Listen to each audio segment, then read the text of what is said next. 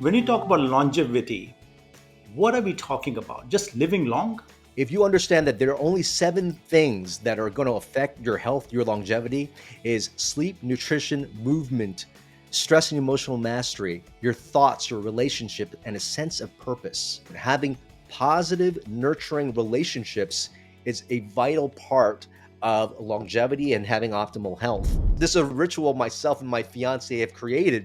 But every time we come together or every time we leave, we make sure we do a proper landing and a proper takeoff, which means just really connecting, giving ourselves a little connection and a warm kiss. You are terrific, Dr. V. You are terrific. Hi, from Round Glass, this is Living with Sunny. I am your host, Sunny Singh. I'm here with my friend and co host, Thomas Power. Today, our conversation is about longevity. Our guest today is Dr. Kien Vuu. Dr. Vuu is a physician, he's an author and a TEDx speaker. Welcome, Dr. Vuu. It is a pleasure to be on. When I was reading your background, Dr. V, you talked about human optimization. I heard about regenerative medicine. When you talk about longevity, what are we talking about? Just living long? It's really not just lifespan anymore. Lifespan is the amount of times we could circle around the globe. And certainly we want that to be extended, but it's really health span. Can we live longer on this planet, but have a quality of life where we are up, we're running, and we're still serving the other people around us? That's what we're looking for. That's really the new definition of longevity. Everybody wants to live a long life. All of us do, but the fact is that we don't live our day well. We don't live, but we want to live long. It's almost like we are more focused on the end result than we are focused on the process of getting there, enjoying the journey of getting there. And so I want to talk about the this intersection of a lot of things. You said sleep, nutrition, and all the other things, emotions and your thoughts and your belief system. All of these things have to come together. All these things have to intersect. The confluence has to happen in order to achieve what you call a thrive state. A lot of people ask me, Dr. V, what is the thrive state? Well, the thrive state is actually a way of being. It's a way of showing up in the world. It's the choices that we make that ultimately unlock the biology of optimal health, longevity, and peak performance. When we take a look and ask what health is, we're really talking about cellular health. Our entire body is made up of these tiny, tiny cells. And if our cells are doing very, very well, if they're in the optimal state, healthy cells make healthy tissues, make healthy organs, and healthy systems. And when all our systems are optimal, that's when we have optimal health, longevity, and peak performance. But if we bring down, say our cells are not doing very well, if our cells aren't doing very well, that leads to suboptimal cells, suboptimal tissues, suboptimal organs, and suboptimal systems. If your systems are suboptimal, that's when you start getting chronic symptoms. A suboptimal nervous system will give you Alzheimer's, dementia, stroke. A suboptimal cardiovascular system will give you heart attacks. A suboptimal immune system will give you chronic infections or autoimmune disease or potentially even cancer. So when we talk about living in a thriving state, what we're doing is we're talking about how our cells are actually at its optimal form. And here's the cool thing I want everybody to know, which I'm pretty sure you and Thomas know as well. But it's our everyday choices, how we choose to live in this moment right now. Our thoughts, our emotions, how well we slept, how we ate, that creates this energetic environment of ourselves. And if we choose a good energetic environment for our cells will be in that optimal state. If we choose the wrong environment for our cells will think we're in stress or in danger. That's when we have chronic symptoms and chronic disease. Dr. V, how do we know what state our cells in are what state they're in right now? How do we sort of do our cell performance measure? Well, I'll ask you this. You could actually kind of figure it out with somebody when you are looking at a person, right? If you're looking at a person, ask where are their emotional states? Are they generally in states of joy and bliss, of gratitude and love and connection? That's one. Then you can look at their physical body. Do they look like they are vibrant? Does it look like they're dehydrated? Does it look like they're sad or depressed? Does it look like they're carrying some extra weight? Because extra weight is inflammatory. You're not in the thrive state if that's the case. Also, ask if there's symptoms. If you got symptoms like brain fog or not being able to remember things, if you got symptoms of shortness of breath, digestive issues, some something wrong with your skin. Any symptom could be a sign that your bioenergetic state is off. Now, finally, I could actually do a laboratory test on you and test for micronutrients, look at your metabolic markers, your lipids, and then that will give me an idea from your laboratory values to see what state your body's actually in. So how does Sonny and I look? You guys look pretty thriving, I have to say. Dr. V, let's simplify this even further. Let's look in the day in the life of a typical person. Well, the first thing I do is I like to start off with a large glass of water, right? Our bodies are made up of 70% water. We need adequate amount of water to run every biological process. I like to include a little bit of movement and a little bit of meditation also in the morning. Why? Because it helps my circulation. It also helps me get into the right state.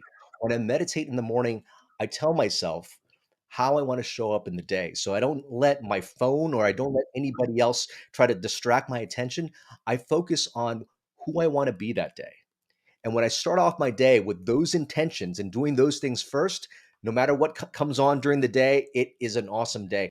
Two things, Dr. V, that come to my mind. And one is in the morning, you might have your family, spouse, children, maybe dogs. Uh, is it important that you somehow connect with them, or maybe an affectionate kiss, or express yourself, or just go pet your dogs, or something like that? What about that element? Because that is also part of your emotional fulfillment and emotional giving. Oh, absolutely. Let me just, before we dive into that component of relationships, let me talk about the seven major bioenergetic elements that actually create this energetic or epigenetic environment of ourselves. That includes sleep, nutrition, movement, stress and emotional mastery, our thoughts and mindset, relationships, which is what you just asked, and finally, a sense of purpose. All those things are actually energies that get converted into biochemical molecules that speak to our DNA in a moment to moment basis. Now, you mentioned, should we connect with our pets and our loved ones? The answer is absolutely yes. We are social beings. When we have connection, and the connection actually increases when we physically connect. So when we hug, when we touch, when we kiss, that raises oxytocin levels. Oxytocin will actually bring down the stress hormones in our body, will bring down our blood pressure. So it's really important. Having positive, nurturing relationships is a vital part of longevity and having optimal health. So in the morning, and here's the thing too, it's so important. Is a ritual myself and my fiance have created, because when we don't do this, we find ourselves a little bit distant. But every time we come together or every time we leave, we make sure we do a proper landing and a proper takeoff, which means just really connecting, giving ourselves a little connection and a warm kiss every time we come and go from each other. So, Dr. V, can you just go through those seven things, the sleep, the nutrition, just go through those again slowly so our listeners can just hear that list of seven.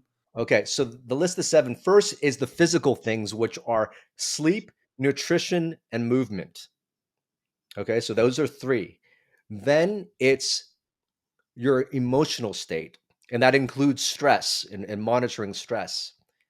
Then it's our thought and our mindset. And we could talk about that more a little bit later as well.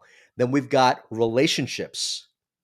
And finally, the sense of purpose. And we can go deeper into what purpose is as well. But it's all those things that are energetic factors that play the key role. In fact, you can be your own doctor if you can take a adequate assessment and audit of yourself in each one of these seven areas. And you're like, I'm not feeling very well. Well, audit yourself in each one of those seven areas, and you might say, oh my God, I'm not sleeping very well. I'm not eating very well. Duh.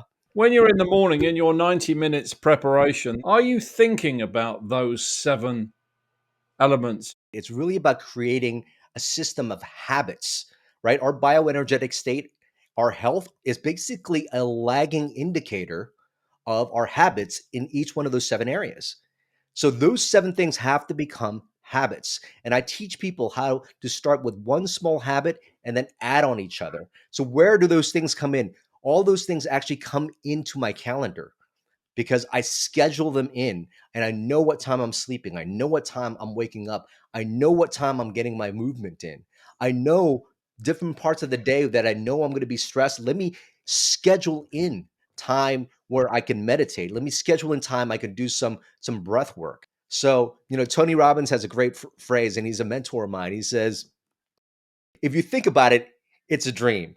If you can envision it, it's possible. But when you schedule it, it's real. And so, all those seven things, if you could start putting them into your calendar so that they are actually a part of your habits and you stick with those things, you can be in the thrive state anytime you want. You know, we have lived the day, and now comes the whole, how do you, there is what you call the emotional state of being. How do we bring it back to normalcy, or have control over that emotional state of being and all the thoughts, etc., that come and go throughout the course of the day? So let's talk about emotions and thoughts as two separate things. So I'm going to break down emotions as it pertains to health and longevity. Well, we've got negative emotions like anger, like fear, like resentment, like worry, like anxiety, like hate, like anger. Those type of emotions actually bring up the stress hormone of cortisol, but it also brings up inflammatory markers like TNF alpha, IL-6 in our body.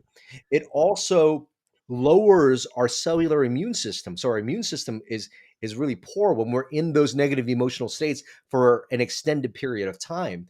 We've got these things called telomeres, and your audience may or may not know what they are, but basically they're these end caps of our DNA that protects our DNA from shortening when our cell divides. So it's a very important marker for longevity. Well, it turns out that stress and all those emotions I talk about shortens them at a faster level. So stress is bad, and it's very, very aging. And those negative emotional states are very aging as well, and inflammatory. What about the flip side? What about emotions like love, like connection, like joy, like mirth? And most importantly, the one that's been studied the most research on this is the emotion of gratitude. Gratitude is an anti aging emotion. It actually helps preserve your telomeres. It actually lowers all those inflammatory markers we talk about in those other emotional states. It actually lowers them. So when you're in those positive emotional states, it's anti aging and it's very healing medicine. Let's now jump to thoughts. We all know that we can't control what kind of goes in through our mind. It will just come and it will go.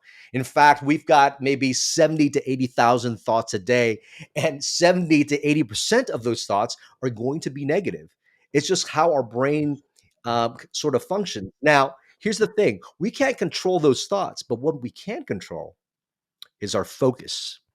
We can control the meaning we give to things. We can control our perspective. One of the very most important things that I practice, and it's a quote that is so powerful that I've used in my TED Talk, that I talk about in my book, it actually comes from Viktor Frankl.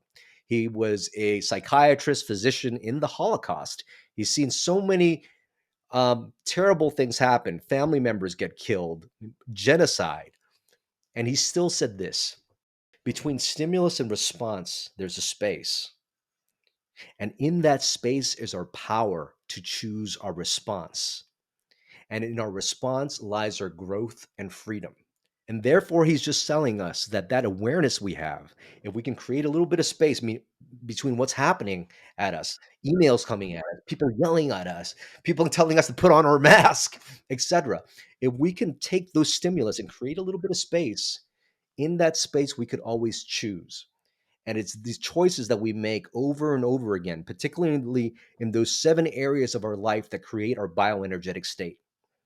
And if we can cultivate that awareness, then we could practice the muscle of making the right choices to be in the thrive state. You are terrific, Dr. V. You are terrific. What is one small thing that they can do today, one small thing, to make it into a thriving day and having a thriving state of mind? So, the one thing that you should be doing today is the easiest thing you should be doing today. If you understand that there are only 7 things that are going to affect your health, your longevity, is sleep, nutrition, movement, stress and emotional mastery, your thoughts, your relationship, and a sense of purpose. If you look at every one of those categories, ask yourself, what's the one tiniest little thing that you can do to improve on those 7 things? Is it going to sleep at the same time and waking up at the same time every day? Is it getting rid of sugar or processed foods? Is it just making sure you walk instead of taking the elevator? Each one of these things are little tiny things. Pick the thing that's easiest for you, because when you do, you start to create an elevation of your bioenergetic state, and that makes it easier to tackle on the next thing. What a delightful conversation, Dr. Vu. And for more information about Dr. Vu, please check out his book, Thrive State. It's a wonderful book. You learn a lot. Thomas and Sunny, thank you for having me. Beautiful. Absolutely beautiful. We want to hear from you. It is your journey of holistic well being. If you have any feedback for us, if you have any questions for us, do write to us at livingwithsunny@round.glass. Thank you for being on the show, Living with Sunny.